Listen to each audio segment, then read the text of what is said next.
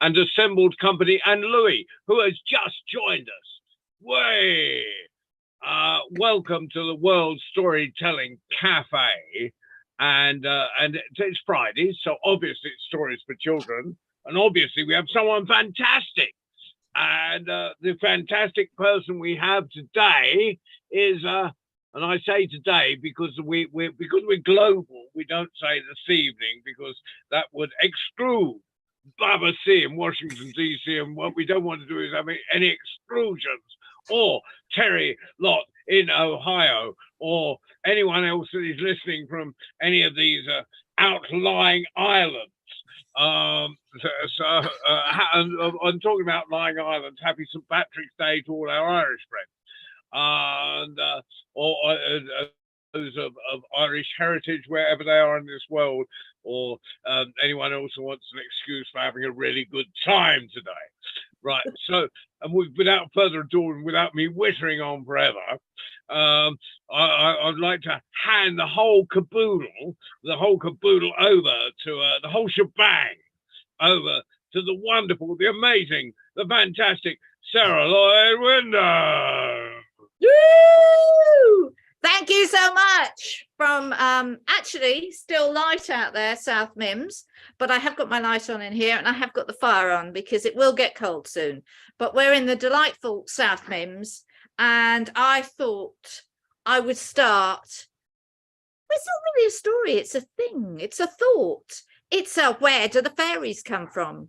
And just because it was St. Patrick's Day, this is an old story. It goes. God was sitting up there in the clouds, you know, and he hadn't noticed anything. And his son said, have you not noticed? Michael, he's getting way above his station. He thinks he's better than you.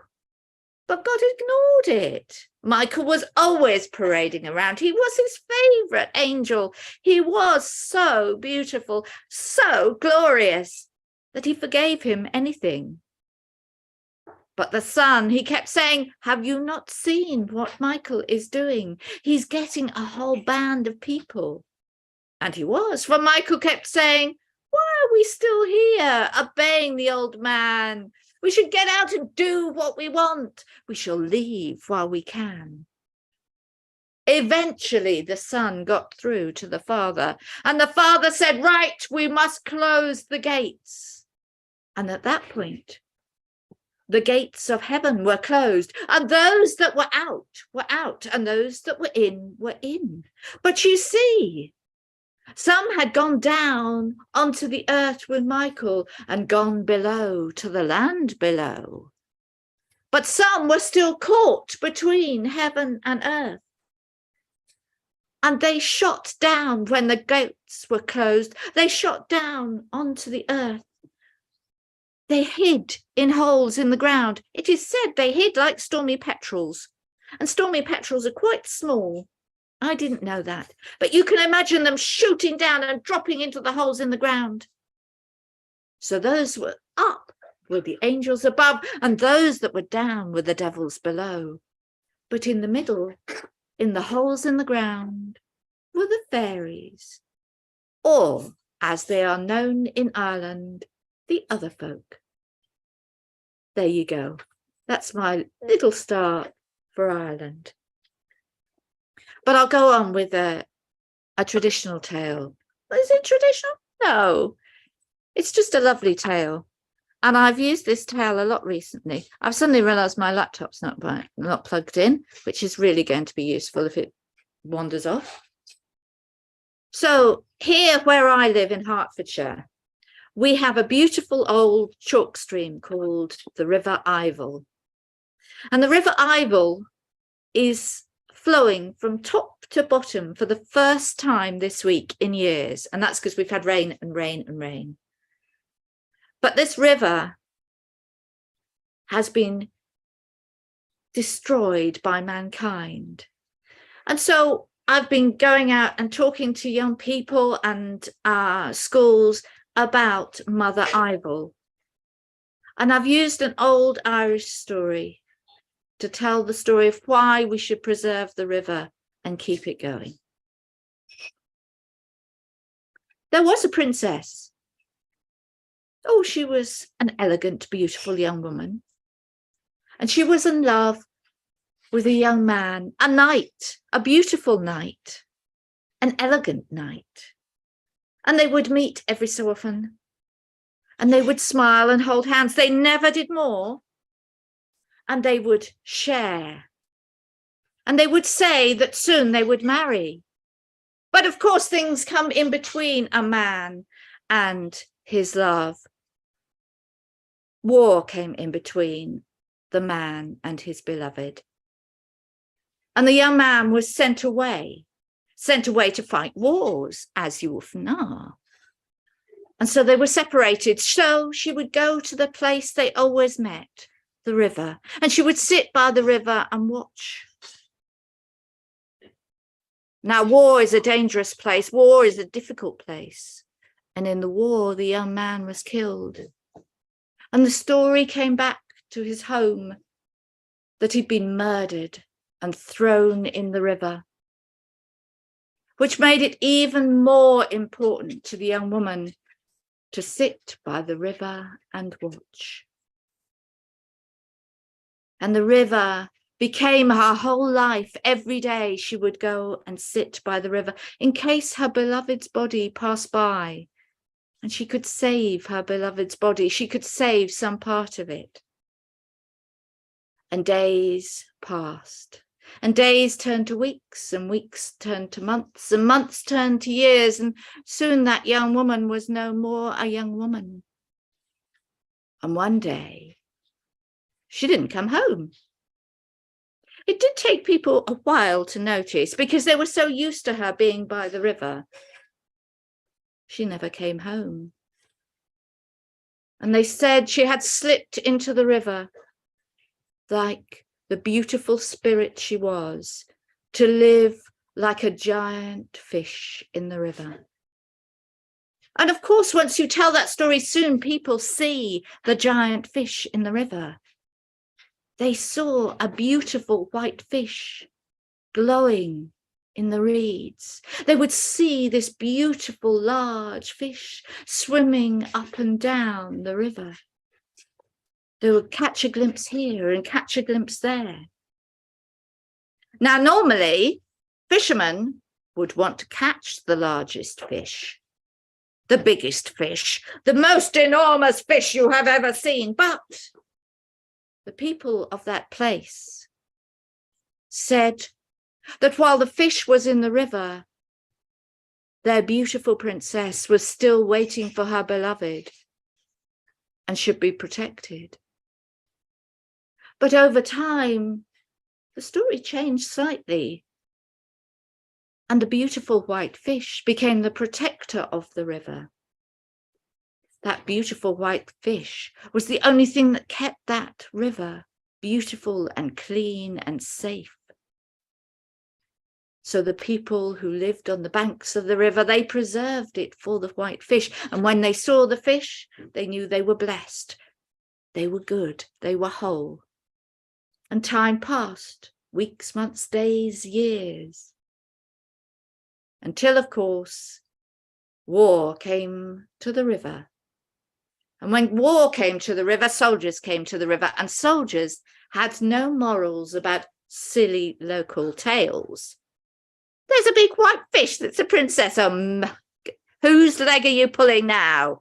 Yes, of course, a big white fish that was the disappeared embodiment of some princess from thousands of years ago. So, of course, they had a competition to see who could catch the big white fish. It was elusive. It was difficult. So after a while, some of them stopped trying to catch the fish, but one was determined. Every day he was there, that fish would be immense. That fish would put his name in lights. And one day he caught the fish. He hooked it on his line and he pulled up the shimmering, silver, beautiful, long fish. This was no fish that was going to be dropped back into the river after being weighed. This was a fish to be celebrated, to be eaten. So he carried the fish, the enormous, shimmering white fish, back to camp where they would cook it. He built his fire. It would be hot. He placed the fish on the largest pan they could find. And he stood there in all his pride, cooking the fish. Well, he cooked the fish and he cooked the fish and he cooked the fish, and nothing seemed to change. So he turned it over. So he cooked the fish and he cooked the fish and he cooked the fish, and nothing seemed to change. It didn't cook. The skin didn't mottle. So he turned it over. And he cooked the fish and he cooked the fish and he cooked the fish, and it didn't seem to cook. And he turned it one more time and he cooked the fish and he cooked the fish, and he cooked the fish. And so angry was he now that he took a knife, and with that knife he stabbed the fish just to see if it had cooked. And as he stabbed the fish, he found it was raw, and blood spilled down the fish as the fish changed. For that beautiful white, shimmering fish suddenly became the young woman of the dreams, of the stories. And there she stood with the knife stuck in her sides. Not a good look, and not a safe look, I would say. And there it was, that knife, and the blood spilling down onto the floor, and her accusatory face looking at the soldier. She was angry. How do you think I can wait for my beloved when you have taken me from the river and tried to cook me? Can you not see the blood? Do you not know that you cannot cook me? Now, soldier he may have been, brave man he may have been on the battlefield, but confronted by a woman, a beautiful young woman, who seemed to have changed miraculously from the fish he was trying to cook, was above and beyond the call of duty for any man. And he could not take this fright and this unusual situation. And he could see the blood dribbling down the side of her dress. So he did what any sensible person would do, and he picked up the young woman, and he said, I will take you back to the river now, this instant, now, very quickly, I will take, and he ran. He ran carrying the beautiful young woman in her white dress to the river. And she closed her eyes and smiled as he threw her in. And there she stays. And there she stays to preserve that river. But I tell you now, every fish that you pick from that river will have a pink mark at its side. For it remembers the soldier, and it's there to tell you to be careful, obey the old stories, and do as you should. And that is the story of the young woman who turned into a fish and preserves the river. And I say she's still in the River Ivel, like Mama Ivel, swimming up and down. But only this week, because most of the time she can't swim from the top to the bottom. And that's my story. Thank you very much.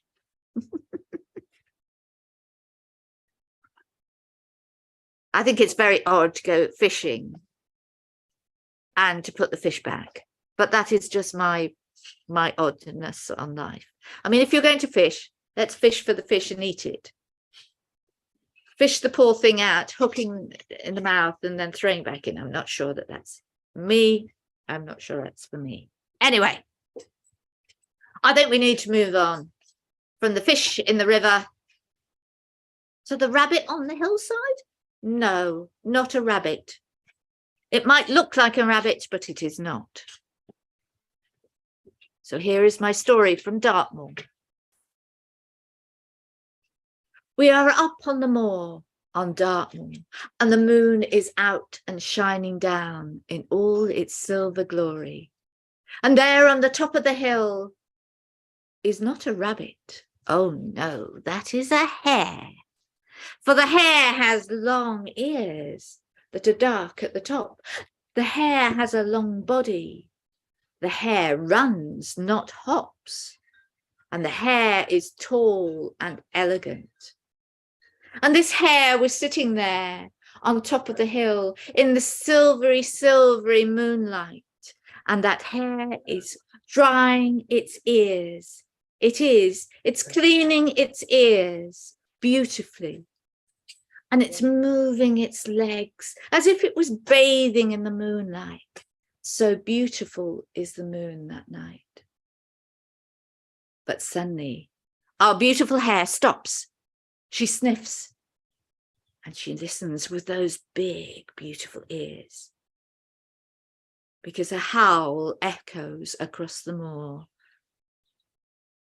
It is a howl that every animal frightened of, so frightened of that noise, for it's the huntsman and he's setting his hounds loose. Because there is a huntsman that likes nothing better than to hunt morning, noon and night. He hunts for pleasure, like the fisherman who fishes out the fish and throws it back in. This huntsman, though, he hunts for pleasure and abandons the prey to his hounds.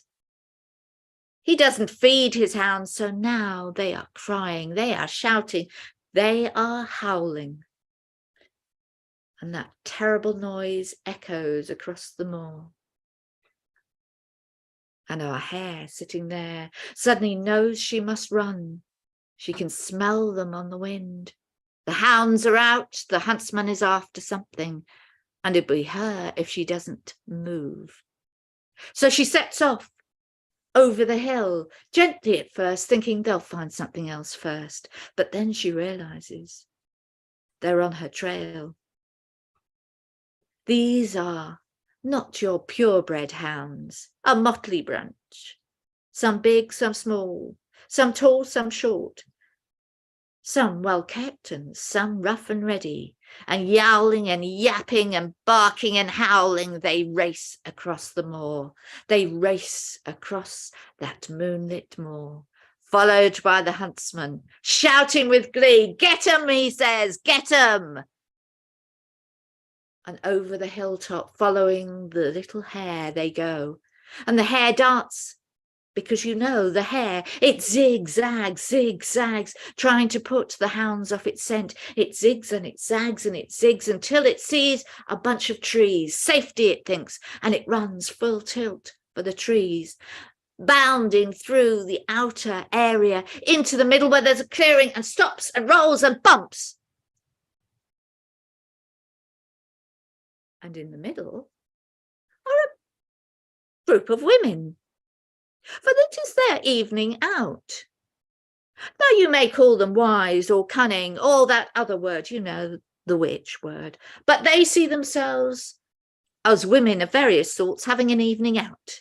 And that big round pot, well, you may call it the cauldron, but they call it the cooking pot, and there is a nice stew going in there. And that hare has just bounded up to it and bounced off. And one woman, without thinking, reaches down, picks up the hare, stuffs it out the way in her pocket, reaches for the ladle and stirs. Then the women turn and hear the hounds baying. And then the turmoil, the immensity of it all. They are there standing about to chat, when into their midst run this horrible herd of hounds. A horrible herd of hounds. There you go. They race in, big, little, small, scrappy, yapping, barking, howling. They're racing round looking for that hare.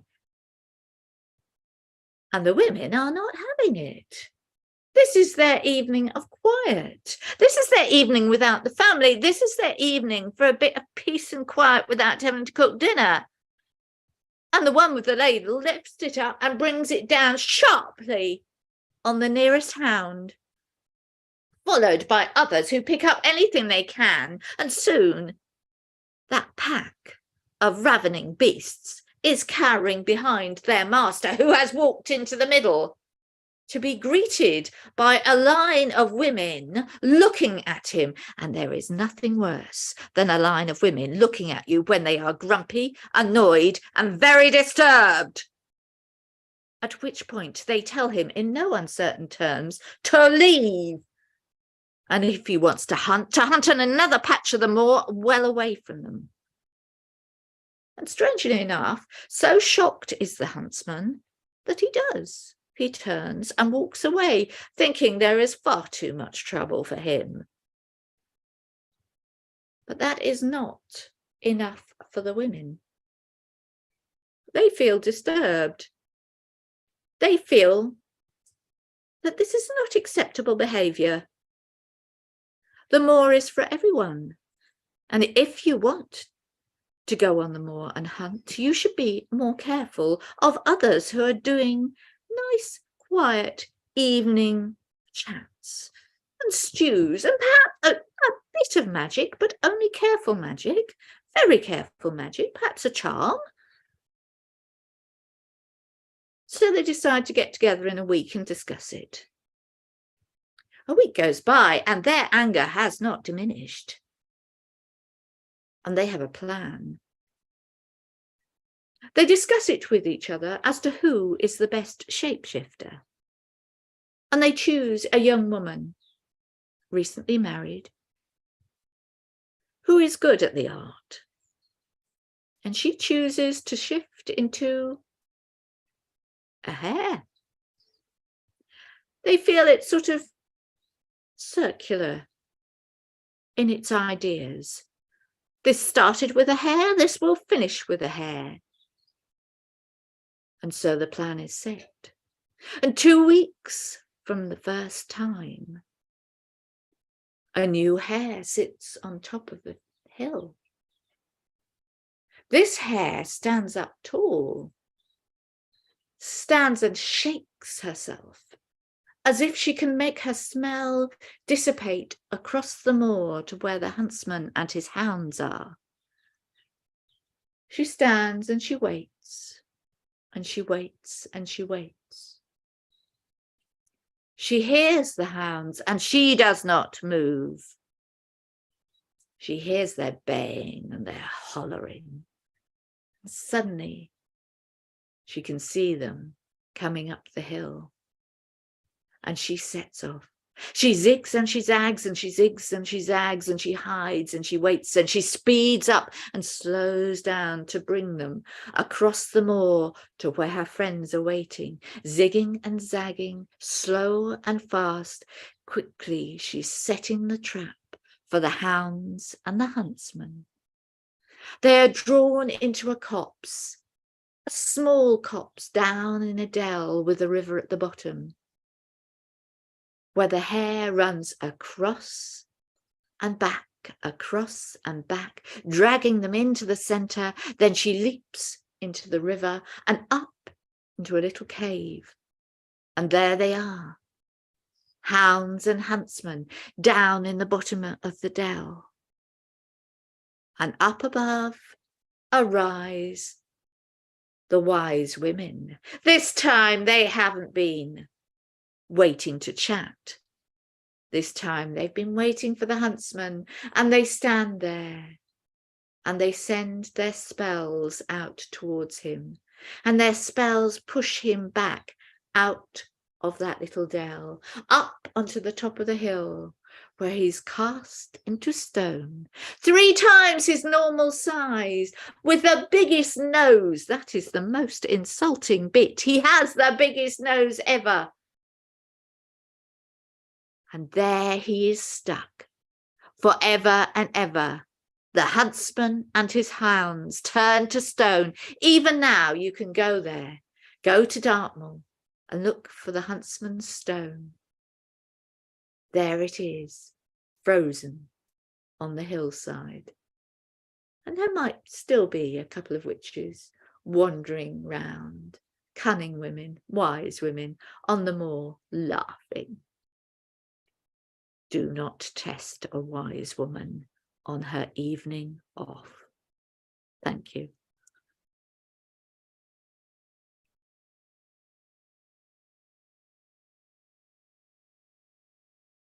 I always forget it's called the Bowder Stone, but I think it's just the huntsman with the biggest nose ever. Enormous nose on the stone. And I love the fact that wherever we go, whatever group of people we are, we all embody stones and things with tails and people. And that's a really good, lovely story. So here we are, we're in Dartmoor, and we're just going to go across the border a bit. We're going to nip into Somerset, my home some time ago. And we're going to have a story from right on the edge. Now, you see, if you know England, there are places above where I'm going to talk about that are called Minehead and Weston-super-Mare. And they're supposed to be seaside places. But I warn you, they are not seaside places. They have mud rather than beautiful golden sands. And when I first went there as a child, having been to Dorset, to the beautiful sands there, Weston-super-Mare was a fright. But if you come further down, there's a little rocky outcrop that juts out into the sea. And this is where my story takes place. There was a fisherman and his wife, and they had lived a good life. But suddenly they were plunged into sadness, because the wife had had a baby, but the baby had lived only hours. And the wife could not get over the loss of the baby. And so sad was that house now that the fisherman didn't want to stay in the house, and he kept going out. And this night he went out, down to the little cliff above the bay where his boat was. His wife was again crying, and he couldn't cope. What do you say? What do you do? There's nothing to say and do. So he walked and he walked and he walked and he walked and he sat. And as he sat, he heard a beautiful song drifting across. And because he was sat there near the cliff with the sea, it echoed so beautifully. And it rang out. Exquisite noise. Magic noise. And so he walked down right to the edge of the cliff. And just as he got there, just as he came round the corner, he heard plop, plop, splash. Ah, he thought, whatever was singing has gone. And he walked round. But there round the corner, in a pool, there was a giggling bundle of baby. A little baby in a little pool of water, laughing and clutching a beautiful comb made of mother of pearl. And even though the baby had virtually no hair, it was laughing and giggling and pushing the comb at its hair. Well, the fisherman, like all humans, he looked at the baby and felt an immediate reaction to it. I can't walk away. There's a baby there. I can't turn round. Whoever it is that baby belongs to will come back in a minute. So he sat down, just hidden round the corner. He didn't want to abandon the baby. You never knew what creatures were out. Big dark dogs. Whatever. Something could come and eat the baby. So he sat there like a guard dog round the corner. And gradually the noise of the chortling baby stopped. And it became a moaning baby. And by the light of the dawn, it became a crying baby. And no one came back for it. And suddenly the fisherman was worried about the baby, so he ran forward and picked it up, scooped it up out of the water, the shivering, crying baby, and went home. Well, of course, his wife took one look at the baby, and it replaced her baby. She had needed a baby. Oh, she loved her own dear baby, but here was a baby too that needed care and love and had been lost, and it was as if by magic this baby needed her at a time when it had no mother. And so she loved that baby. She loved that little strange creature. For this was no ordinary baby. This baby soon had dark, dark hair that seemed always to be wet. This baby seemed to walk very quickly. And this baby did the thing that no other local children did. It swam! Every time you let that baby out of your sight, it would be in the water. It was a disaster zone for a mother. You get her dressed up. You let her out the door. She's down into a puddle, into the stream, into the sea. You needed 6 sets of clothes for one day. And the hair was never dry. The hair never would stay in one place. Oh, she combed it, she plaited it, she put bows and ribbons in it. Oh, it was a disaster. And the child didn't seem to worry about the cold that much. Pools of water were her delight. Draping her hands in water, splashing the water, making noises with water. Soon everybody knew the little girl who liked water. But the little girl who liked water didn't like people as much. 1 person was fine, 2 was about enough, and 3, she couldn't cope. These people seemed overwhelming. And they didn't understand her when she put her hands over her ears and hid. And then one day, someone in the village heard her sing. Yes, sing.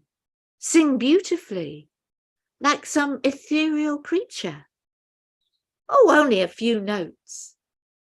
Singing to herself, but it was beautiful.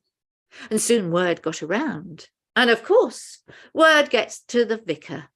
And the vicar says, we need an ethereal voice in our choir. If we have an ethereal voice in our choir, imagine how amazing that would be. How important our little, small village choir would be with an ethereal voice. And soon he's walking down the lane, hiding behind hedges to see if he can hear the ethereal voice. And one day he does. There is that voice, that ethereal voice, singing to itself as it splashes in a puddle, as it swishes round a tree, as it turns round and round, spinning as only children can spin, you know, as they spin and they spin and they spin and they spin till they fall over in delight. And he hears that ethereal sound. I must have that ethereal sound in my choir, he says. So soon the parents are being bombarded with invitations to take their daughter to choir practice. The mother knows it will be a disaster. The father tries to persuade her because he'd like his daughter to be involved in everything in the village, but the mother knows it will be a disaster. And it is worse than a disaster. They take her to the church. She sings, but then other people sing. The child puts her hands over her ears and screams because, of course, to her ears, their dreadful noises are dreadful noises. They are not ethereal sounds like she hears in her head. They are coarse, unpleasant noises that attack her ears. So, one minute the child is the child of the ethereal voice, an angel almost. And next, she is an evil child who is rude and unpleasant and has not listened to others. Soon it gets round the village there's something odd about her. And those people who look after her, well, it's probably not even their child, you know. And words start and words are muttered. And one day she doesn't help herself. It is a Sunday. It is a hot, hot spring day. And she's quite grown up now. Well, for a young woman in that time, she must have been 7 or 8 now.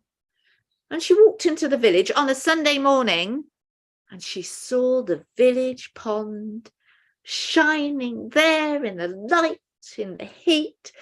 And she stood on the edge and she didn't take everything off. She had been educated properly. She just took the top clothes off and the wellies. And she dived into the water and she swam like a fish and she shrieked and she giggled and she turned and she twisted. And in church they heard. And at the end of the service they poured out, well, she had gone by then, but they knew who it was. And soon they had a go at the vicar.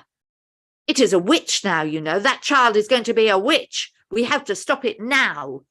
And soon there they were, all with their sticks and stones, walking down to the little house, the fisherman's house. And the little girl heard them. She saw the look on their faces and she knew and understood that that was not good. And she realised that something bad was going to happen, so she ran home. And her father took her by the hand.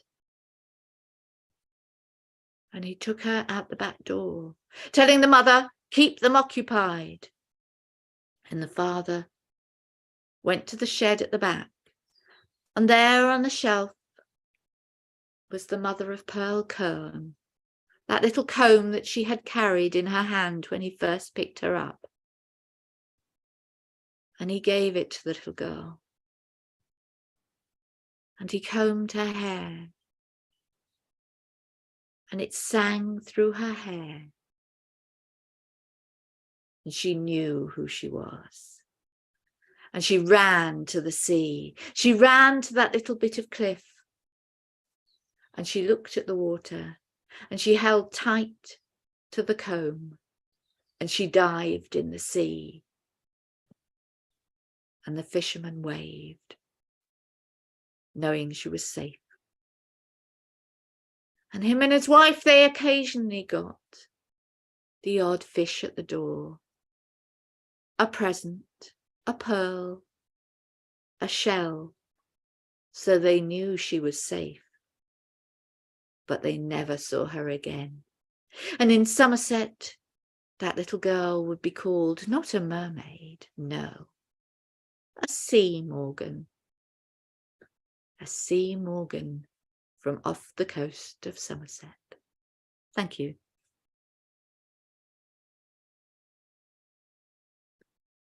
Oh, yes. So we're in Somerset now, are we? Yes, that place that I keep going back to, that I've done some witchy stories for recently.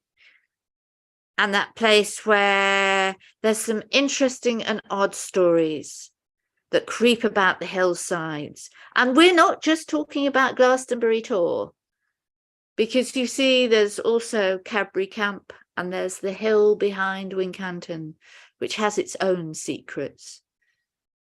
They all have their bits of secret, hiding. Now in Melbourne Port, there was said to be a witch or a cunning woman. Now, this witch was so well known that she would get all the young children in and tell them stories, because it's important that they learn the true facts of life and how to behave. And this is one of her tales. There was once a farmer, and this farmer was greedy. And when he had his land, he was really proud of his land. And he didn't want anybody else on his land. So he used to say, get off my land. This is my land. Those are my trees. Those are my fields. These are my cows. You don't come on my land. Now, people had walked across his land for centuries. There were paths.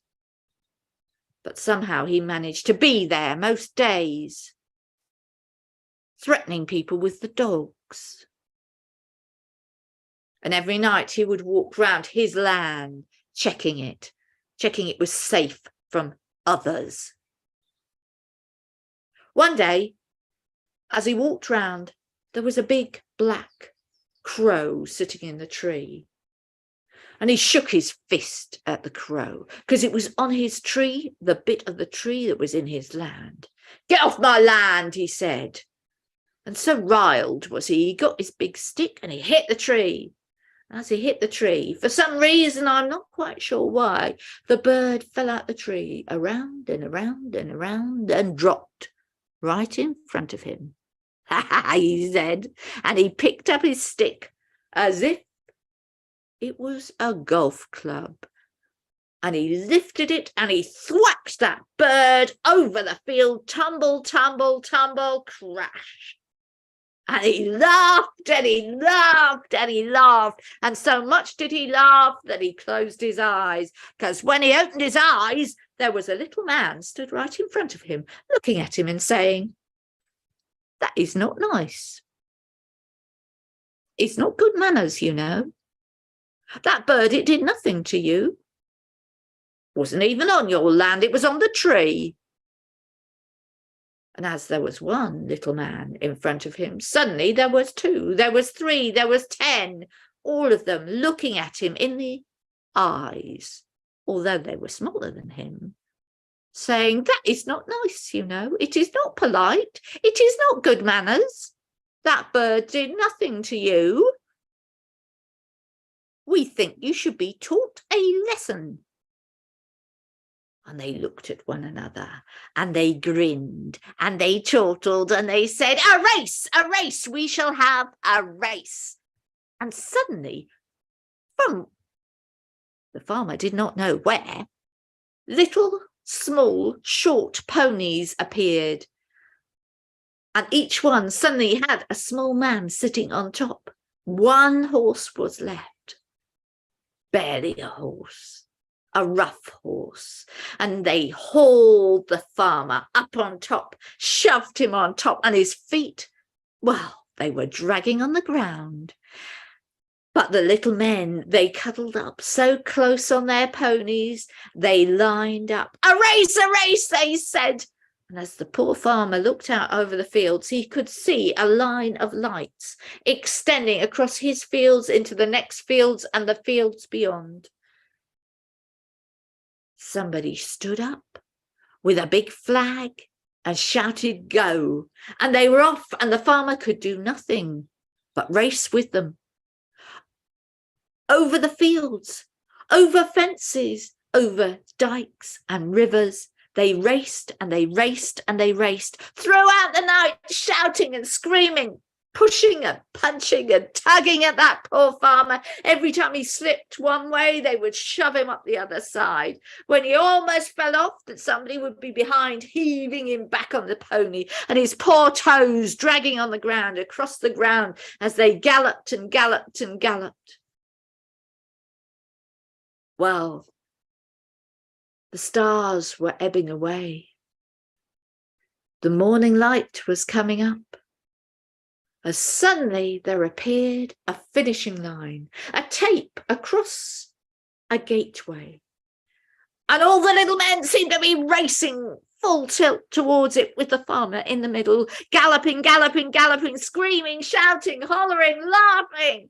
And suddenly they were through, and one had won, and they were cheering and shouting. And they moved away from the farmer. And in his exhaustion, he just slipped down the side of that little pony and collapsed unconscious onto the ground. He didn't wake up. In the morning, everybody on the farm looked for him. Well, he was a grumpy old man, but he was still the farmer, and he had to decide what you had to do that day, and he wasn't there, so he had to go out looking. And eventually he was found, unconscious, in a field. They did as they always did. You always get a door to lift him up. I don't know where doors come from in the middle of the field, but you have to have a door to put the body on and carry it in. So they put him on the door and they carried him in. And they say he stayed in that semi-wake sleep phase for a week. But when he came round, he had changed. No more did he shout, "This is my land." He would shout now, "This is my land to share with one and all." And this is the tale that the witch of Melbourne Port taught the children of the village, of how to behave. And that's the best way for a cunning woman to act, isn't it? Thank you. Well, as they would say in Somerset, Sarah, proper job. What a lovely set of stories. Fantastic. And I loved your Dartmoor one. Yes, good. It reminded me of a wander I took on Exmoor in the 70s, and there was standing stones, and there was a pack of hounds came by, and there was sort of shrubland and woods as there is on Exmoor, and obviously there were rabbits everywhere. So the pack of hounds just dispersed and ran in all directions. About 5 minutes later, this geezer in his hunting pink came by and on his big horse. Went, "Have you seen my hounds?" And we denied any knowledge of them whatsoever. And so, yeah, but it just brought all that to mind. But lovely stories, Sarah. Fantastic. Thank you very much. What we got coming up? Well, we'll start with Sunday, 7 o'clock UK time and Irish time. Some random times at other parts of the world. Look it up yourselves on Google. And we have our worldwide story round. You are all welcome to come and tell a story. That'll be hosted by Mike Rust. I probably won't be there as it's Mother's Day, and I think I have to go and do social things. And on Mothering Sunday. And then on Tuesday, of course, it's our young international tellers. If you get a chance, look at on catch up. Go to last week's tellers the program. That was fantastic. We had the kids in from Gaza. There won't be so many this week because it's the beginning of Ramadan on Tuesday. Then on Friday, next Friday, we have the amazing Maria Gillan. I couldn't get an Irish tonight. They were all a bit busy. And besides, we had Sarah, and she's fantastic. So it goes on. Then every Tuesday, of course, is our young tellers. We've got on Friday the 31st, we've got a new teller who's never been on before. Well, she's not new teller. She was someone I worked with 3,556 years ago in Glastonbury. But Caroline Emerson, who's puppeteer. She will have her puppets Tippity Twig with her and other puppets. So she's really excited and looking forward to it. And so it will go on. I am programmed for about the next two months on our Fridays, which is fantastic. So please keep coming. Louis, have a fantastic swim. Robin and Autumn, thank you for coming to listen. I'm going to. I'm sorry I'm interrupt, but I had to cancel it this week because I'm going to see a musical show. I'm going to watch tonight. I was in Pittsburgh at the Key Theatre. Fantastic. And it's called Joseph. It's called. And it's better. Tomorrow morning, I do my own dance show part of a show. I'm part of the side, and I do my own solo on stage. Whoa. Fantastic. So you're you're becoming a thespian, an actor. Brilliant, Louis, fantastic. Well, Thank you. so have a wonderful week, and I will do. may everything go wonderfully for you. And right now, Thank we'll you. lead. Thank you for flying the magic carpet as always. And good night, everybody, or good afternoon, or have a wonderful evening, or afternoon, or morning, wherever you are in this big wide world. And thank you once more, Sarah. Thank you. Bye, George. everyone. Thank you, Sarah. Thank you. Bye. Bye. Bye, Lisa. Bye, Bye. Betsy. Bye. Until the Bye. next time, to be Bye-bye. continued. Bye. Be nice to the wee people.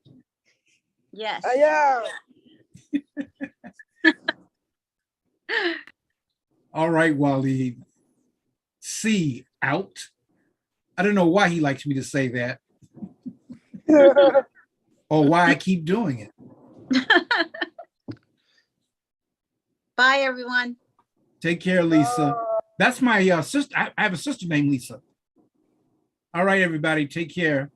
Best of best, Louis. Missing you already. Thank you. Doing All right. out.